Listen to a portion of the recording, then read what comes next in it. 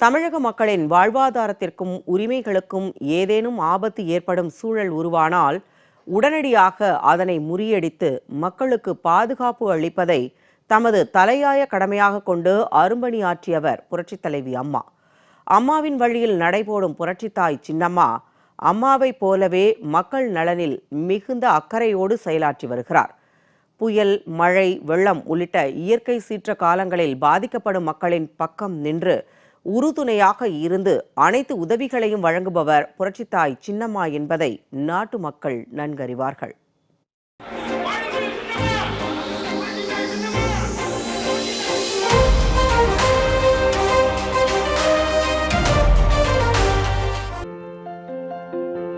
கடந்த 20 ஆண்டுகளுக்கு முன்பு சென்னை மற்றும் பல்வேறு இடங்களில் கடற்கரையோர பகுதிகளில் சுனாமி பேரலைகள் தாக்கிய போது அப்போதைய தமிழக முதலமைச்சர் புரட்சித் தலைவி அம்மா போர்க்கால அடிப்படையில் துரித நடவடிக்கை மேற்கொண்டு மக்களை தேடிச் சென்று வேண்டிய உதவிகளை செய்தார். சுனாமியால் பாதிக்கப்பட்ட மக்களின் மறுவாழ்வுக்காக புரட்சித் தலைவி அம்மா செயல்படுத்திய திட்டங்கள் மிகவும் உன்னதமானவை. சுனாமியால் பாதிக்கப்பட்ட வேறு பல நாடுகளும் அம்மாவின் திட்டங்களை வரவேற்று பாராட்டின.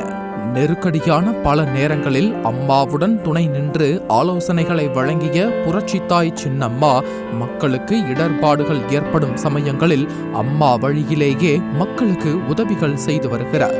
சென்னை, நெல்லை, தூத்துக்குடி, தென்காசி, கன்னியாகுமரி மற்றும் பல இடங்களில் கனமழை வெள்ளம் ஏற்பட்டு குடியிருப்புகளில் மழை வெள்ள நீர் புகுந்து மக்கள் பெரும் பாதிப்புக்கு ஆளான போது தகவல் அறிந்த புரட்சித்தாய் சின்னம்மா ஓடோடி சென்று பாதிக்கப்பட்ட மக்களுக்கு அனைத்து உதவிகளையும் வழங்கினார்.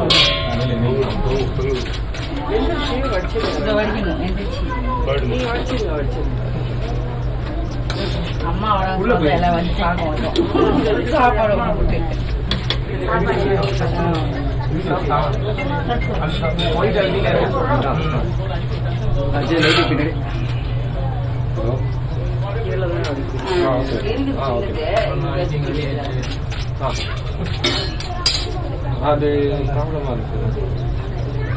சரி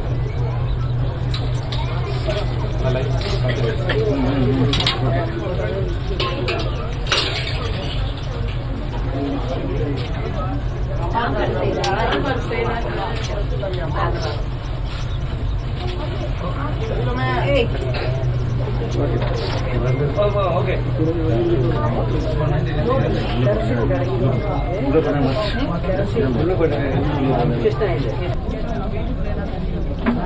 கொஞ்சம் மாலை தண்ணி ஓடி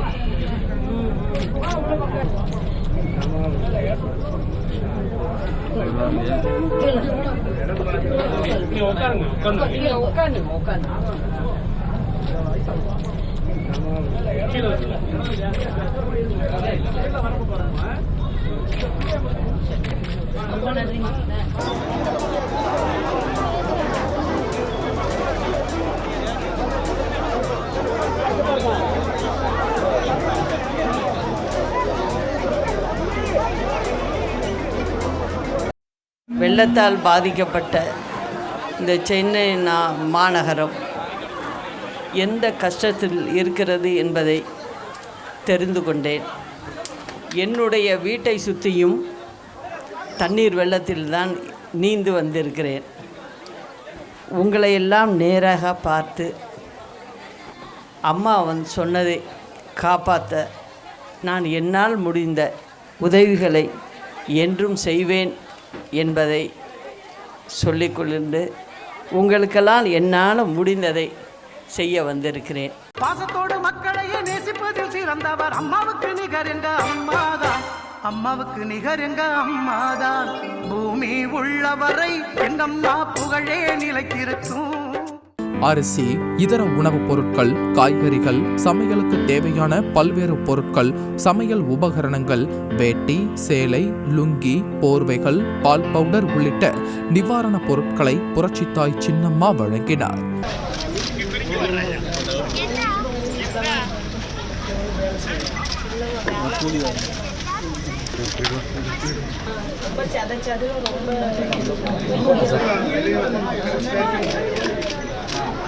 தார்பாய் போட்டு தான் படுத்துருந்தோம். வீடு அதுக்கு அது தம்பி இருக்காங்க, அது தம்பி குழந்தை பிறந்திருக்கு, அவங்க அம்மா வீடும் சரி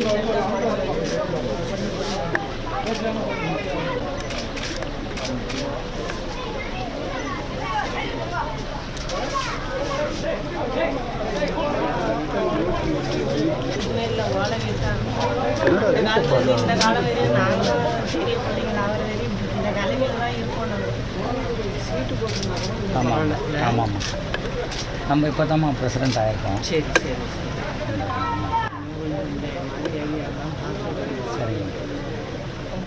சரி வேணாம் நீங்கள் எங்கள் வீட்டுக்கு வந்து ரொம்ப சந்தோஷமாக. சரி சரி. தூத்துக்குடி மாவட்டம் ஆரோக்கியபுரம் பகுதியில் உள்ள தொழுநோய் மருத்துவமனைக்குள் மழை நீர் புகுந்து அங்கிருந்த மருந்துகள், மருத்துவ உபகரணங்கள், படுக்கைகள் உள்ளிட்டவை பெருமளவில் சேதமடைந்ததால் மருத்துவமனை நிர்வாகத்தினரும் நோயாளிகளும் மிகுந்த அவதிக்கு ஆளானார்கள். இது பற்றி அறிந்த புரட்சித்தாய் சின்னம்மா பல்வேறு நிவாரணப் பொருட்களை வழங்கி உதவிகள் செய்தார். திருநெல்வேலி மாவட்டத்தில் உள்ள பாளையங்கோட்டை, வண்ணாரப்பேட்டை பகுதியில் சுமார் 750 சலவை தொழிலாளர்கள் குடும்பங்கள் மழை வெள்ளத்தால் பெரிதும் பாதிக்கப்பட்டு அவர்களின் சலவை பெட்டிகள் பெருமளவில் சேதமடைந்த தகவல் அறிந்ததும் புரட்சித்தாய் சின்னம்மா அவர்களுக்கு தேவையான சலவை பெட்டிகள் மற்றும் பல பொருட்களை வழங்கினார்.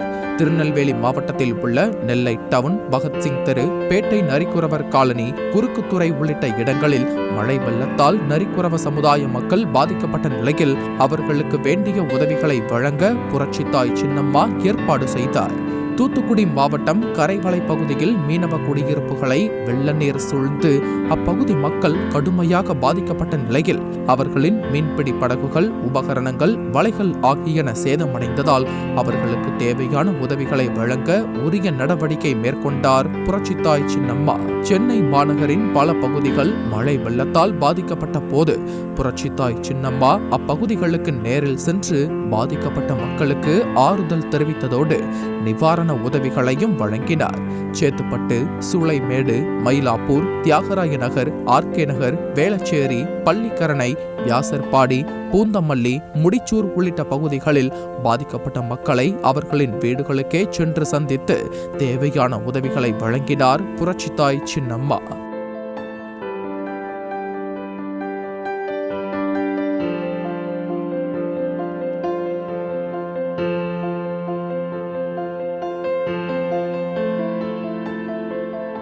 தற்போதைய திமுக ஆட்சியில் சட்டம் ஒழுங்கு சீரழிந்து கொலை, கொள்ளை உள்ளிட்ட குற்றங்கள் அதிகரித்திருப்பதோடு திரும்பிய பக்கமெல்லாம் கள்ளச்சாராயம் பெருக்கெடுத்து ஓடுகிறது. கள்ளக்குறிச்சி மாவட்டத்தில் அண்மையில் கள்ளச்சாராயம் அருந்திய 68 பேர் பரிதாபமாக உயிரிழந்தனர். இந்த நிலையில் இது பற்றிய தகவல் அறிந்ததும் கள்ளக்குறிச்சிக்கு நேரில் சென்ற புரட்சித்தாய் சின்னம்மா மருத்துவமனைக்கு சென்று அங்கு சிகிச்சை பெற்று வருபவர்களை சந்தித்து ஆறுதல் தெரிவித்ததோடு அவர்களுக்கு அளிக்கப்படும் சிகிச்சைகள் குறித்து மருத்துவர்களிடம் கேட்டறிந்தார். பாதிக்கப்பட்டவர்களின் குடும்பத்தினரையும் சந்தித்து பேசினார்.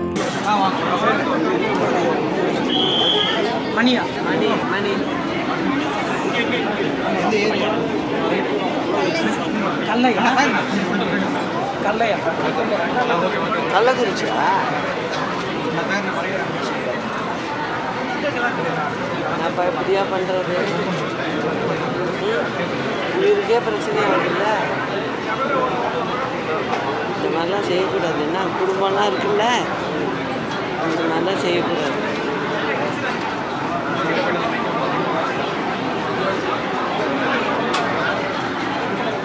டாக்டர்லாம் நல்லா தான் பார்க்குறாங்க, நல்லா ஆயிடுன்றாங்க.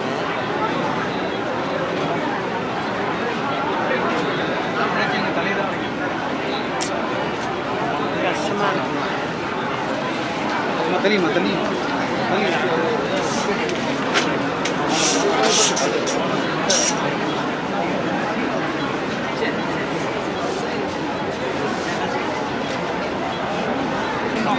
எந்த ஊர்? கள்ளக்குறிச்சி கர்நாடகா.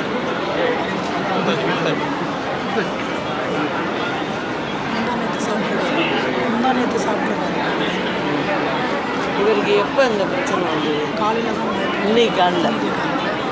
நேற்று நல்லா இருந்தாருமா, காலையில் தான் மயக்கமாக இருக்குன்னு சொல்லி.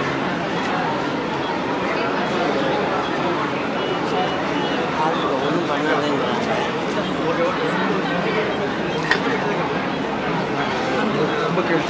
ரொம்ப கிரிட்டிக்கலாக இருக்குது. ஸ்டேபிளாக இந்த பக்கம் இருக்கு மேடம், அப்படியே பார்க்க கிரிட்டிக்கலாக தான் இருக்கிறாரு. அந்த வெண்டிலேட்டர் சப்போர்ட்டர் தான் இருக்காரு.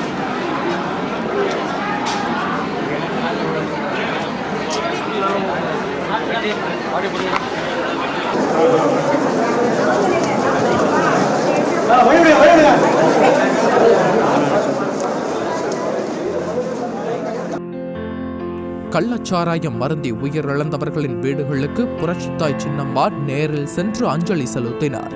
உயிரிழந்தோர் குடும்பத்தினருக்கு ஆறுதல் தெரிவித்தார்.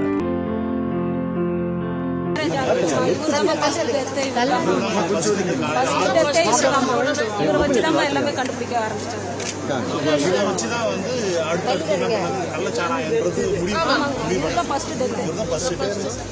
அந்த அம்மாவுக்கு ஆதரவு இவர் மட்டும்தான் இருந்தாங்க. அவங்களுக்கு கண்ணு தெரியாது. பொதுவாகவே அம்மா காலத்தில் இல்லை இந்த மாதிரி எல்லாம்.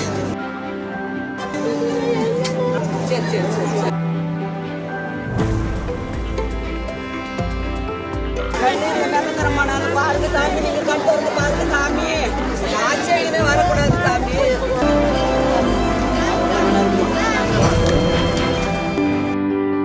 மருத்துவமனையில் இருந்து புரட்சித்தாய் சின்னம்மா திரும்பி சென்ற போது சாலையில் ஒருவர் மயங்கி விழுந்து கிடந்ததை கண்டார்.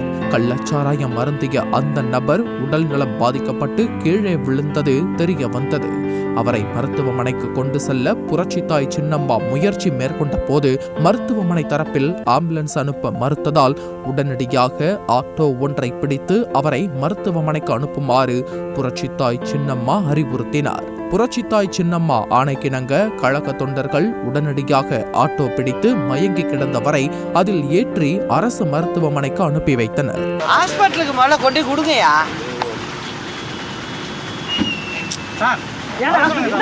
சுத்திட்டே நிக்கிறீங்க. ஒரு மணி நேரத்துக்கு மேல இப்படி போட்டு வச்சிருக்கீங்க.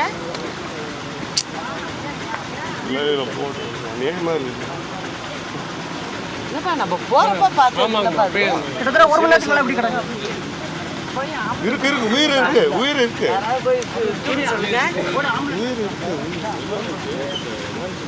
என்னன்னு தெரியல, தூக்கி காமிக்கணும்ல. போலீஸ் மறைச்சிட்டு இருக்கீங்க. ஆட்டோ ஃப்ரீயா தூக்கி வைங்கப்பா, தூக்கி வச்சு கொண்டு போங்கப்பா. இது யாரு? அந்த அம்மா.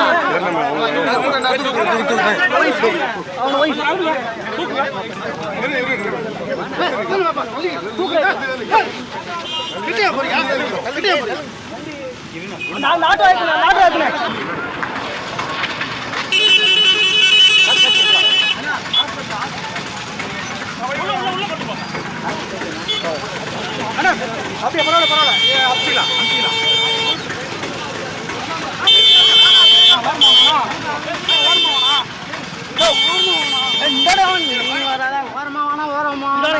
எந்த ஓரமா வேணாம்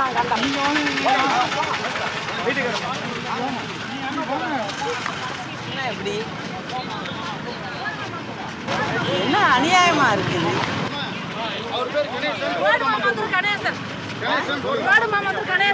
போறப்பே பார்த்தாங்க.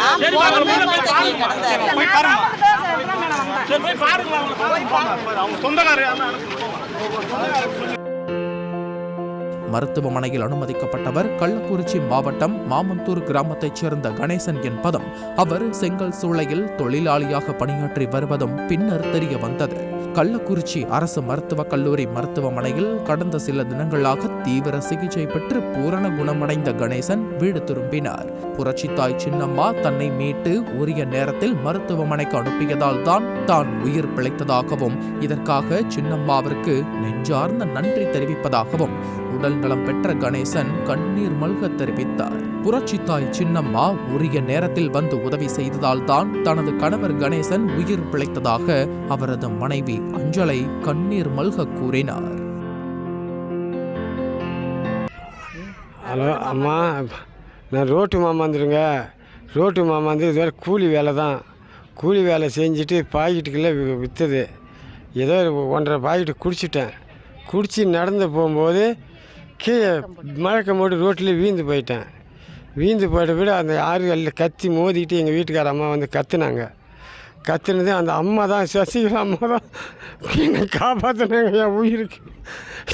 அந்த அம்மாவுக்கு நன்றி. என் உயிரை காப்பாற்றுறவங்க தாய்மாரி, என்னை காப்பாற்றுறவங்க அவங்க தாங்க. இல்லைன்னா நான் செத்து போயிட்டு இருப்பேங்க. அந்த அம்மாவுக்கு ரொம்ப ரொம்ப நன்றிங்க. மலைக்கோட்டாளத்தில் கல் எடுத்துக்கிட்டு வரணும். எங்கள் வீட்டுக்காரர் வந்தாருங்க. வந்து வீட்டுக்கு வந்து அரிசி எடுத்துகிட்டு வரணும். வந்தார், வரல. அப்புறம் ஒரு நாள் ஆயிடுச்சு, வருவார்னு பார்த்தா வரல. அப்புறம் வந்து இந்த மாதிரி எங்கள் மருமக தான் என்ன பண்ணி போச்சு, இந்த மாதிரி அங்கே செத்து கிடக்குறாங்க அப்படின்னு சொல்லி எனக்கு ஃபோன் வந்தது. அப்புறம் நான் பஸ்ஸு விட்டு இறங்கி போயிட்டு பார்த்தேன். அதே மாதிரி மூஞ்செல்லாம் ஈ மிச்சிட்டு கிடந்து ஒரு குடம் தண்ணி ஊற்றி அப்புறம் பார்த்த உடனே இவராக இருந்தது. அப்புறம் நான் கும்பை கூட்டிகிட்டு இருக்க போது சசிகலா மேடம் அம்மா வந்தாங்க. அந்த அம்மா வந்து தான் அப்புறம் எல்லாத்தையும் ஆட்டோவில் ஏற்றி தூக்கிட்டு போய் காப்பாற்றினாங்கங்க. அந்த அம்மா வந்து காப்பாற்றலைன்னா, சரியான நேரத்தில் வரலன்னா ஒரு வீட்டுக்கு ஏற்றிட்டு வந்தோம்னா வீட்டுக்கு ஏற்றிட்டு வரதுக்கு தான் ஆட்டோ கூப்பிட்டா யாரும் வரல. அம்மா வந்து ஏற்றிட்டு வரலன்னா எங்களை காப்பாற்றிருக்க முடியாதுங்க. அம்மாவுக்கு ரொம்ப நன்றிங்க.